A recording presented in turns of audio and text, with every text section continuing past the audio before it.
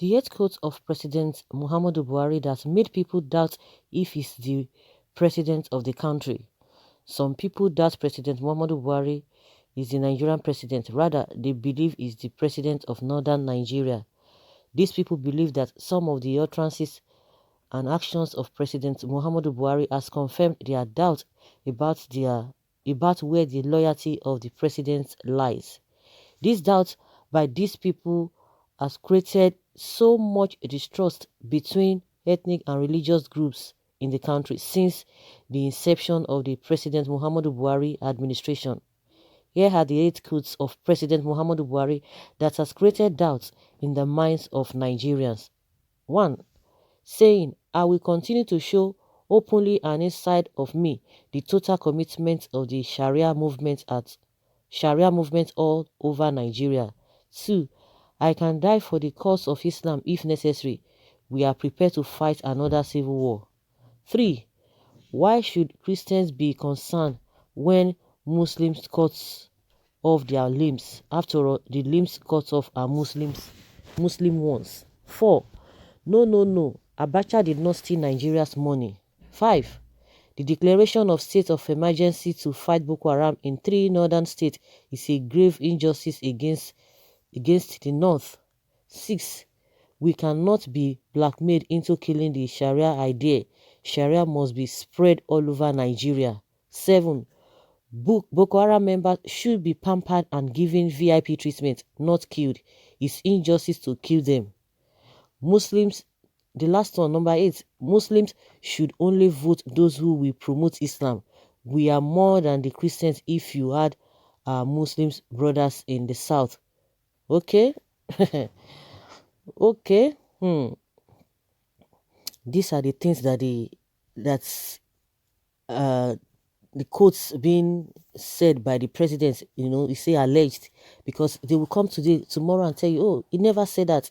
Somebody like Femi Adesina will come quickly, swiftly to debunk or to defend this whole thing. People have been saying it, that, oh, he said this, he said that. So in the real sense, if somebody had made this kind of statement, and yes, a lot of things, all of these things, all these quotes are really happening now that we are experiencing them. So how do we differentiate all of this? Even if they come to debunk, oh, he never said it, he never meant like that, he never did this and that. You cannot see the way this Boko Haram, the way they are being treated. And also, they have already established a program called a open corridor, or a safe corridor, Operation Safe Corridor. They've established that, so that is where they are going to be accommodating these people. They will tell you they have repented, they have done this, they have done that, and exactly what he said. And for the fact that these people should not be killed, they are not being killed, they are spared, and they will tell you that they have repented. They want to even force the ones that even say they don't want to, they are not repenting, they are still forcing them that they have to repent. The next thing, they are giving them a VIP treatment.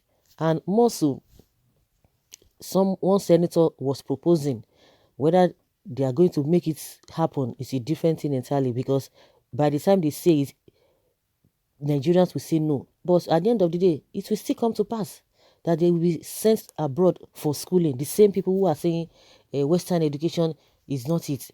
So they are not supposed to be killed. But what of their... honestly, it is so sad that they are more than the Christians, that anyone that is not going to promote Islam should not be voted in. Then if people are saying that Christians are being persecuted, and Femi Adesina, Gabashew, they will quickly jump into social media and begin to say, no, it's a lie, it is not true. Oh, accusing Nnamdi Kanu that he is the one who wants to bring a disunity between Nigeria and other countries. If somebody had made this comment, because we are going to be hearing some people coming to defend him, oh, that is not what he said, to try to interpret all of this. And most especially the one that says that it is injustice to kill these Boko people, and also that any attack on the Boko people is an attack against the North. Great injustice against the North. That is the one. It says the declaration of state emergency to fight Boko in 3 northern states is a grave injustice against the north, and I think that's why they are even trying to hide him from the public. They don't even want him to say anything to the public, because most of the things that comes out, most of the things that come out from this man mouth, you just be surprised at, as old as he is, yet hey, you just be wondering where the wisdom lies. If somebody had said these 8 things, then you expect things to move on. The other day, he was accusing the service chiefs, oh, that their best is not enough, they are not doing well. And this man, they replied him, the NSA man, the Mungono asked him that they themselves they are angry. He said the president said he's angry, and the man said they themselves that they are angry. I'm sure I think they really attacked the man's home recently, whether it's village or his home. The national security advisor of the country, Mugono, I've forgotten his first name. So if somebody has said this kind of a thing and you expect things to be different, I think all of these things should be put to Femi Additional to explain all of these things. He should explain and tell us the interpretation. Since the president does not speak to anybody, he speaks through them.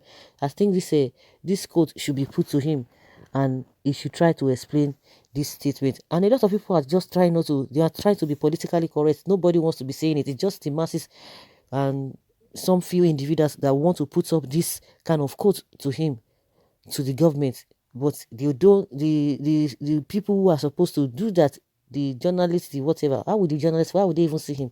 Somebody that they don't even know, they don't even have access to him, and you want them to ask him questions. Of course, it can be put on social media.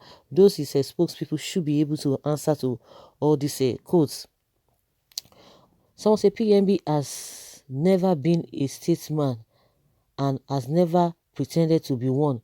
You can see for yourself all these actions, appointment policies, and so on. Since he came to power, someone who voted for a fellow Fulani against his compatriot Igbo man for an AU position when he was a military head of state is pampering of all the atrocities and heinous crime the Fulani Esme and other Fulani has been doing since he became the president. Has any Fulani been convicted in any court of law for all these savage, wicked atrocities they have been committing in Nigeria? Ask him, a very sectional president, in my opinion. Buhari is an ethnic bigot and Islamic extremist. He is so sectional that he is unqualified to be a national leader. Okay, someone say, yes, you have said it all. One basic fact about life is that man can never reason beyond or above his mental capacity. Period. Blessing. Someone says, fake news, fake quotes. May God punish you for lying against the great leader and statesman. Someone says, has Buhari denied that that's why Igbo refused to vote him, no matter what? Some of the things he wrote is true, mostly the one about a Boko Haram. Buhari said it. This is not fake news and it is not a lie.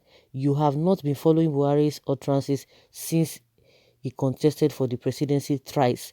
These views of Buhari were published by several newspapers. They are available in the archives as way back as 2011. You can check them up if you care.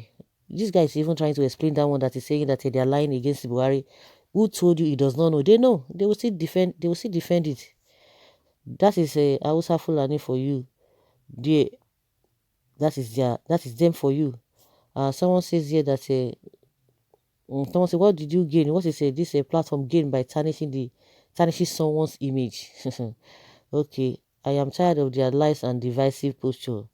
As the Buhari denied it, this you go and ask him. I doubt it very much if Mr. President made this comment. Perhaps some claim that Mr. President said so. However, can we have authentic proofs like at where and when? But I am still in doubt. Okay. Someone says, if he didn't, someone concerned, especially in the presidency, would have complained. Okay, uprightness is not based against or for the presidency. He made them mostly before becoming the president. Of course, like somebody said that maybe they've not been following him the 3 times he contested. Maybe some people are just getting to know him now, and that's why they are just trying to avoid him from the public. They don't even want him to say anything because they know that he's going to misfire again. And he does not talk, but we can see all the actions, what he meant by all this is. All this are just something that we can really relate with, because some people never even followed him all those times before he became president. So maybe they are trying to say, when did he say it? Is it since 2015 to date they are referring to, or when? That's why some people are coming here to say, oh, this is not true. It's unfortunate. It's really unfortunate. Okay, why I'm not surprised, it's typical of him to make such statements. His actions point towards it. Yes, now they always say action speaks louder than voice. I believe the president is acting on the quotes. Look at his lopsidedness appointment. Everything he has done made him more of a stranger than a president. The president of Nigeria should be the father of all. He failed to maintain his words when he said, I am for everybody, I am not for anybody. Before now, we know Buhari is the father of Boko. That is why when they kill, he will not see anything because they are his boys. By this quote, he has made him position very clear. He has made his position very clear. So guys, let us hear your opinion. Leave your comment below and let's have your take. Thank you.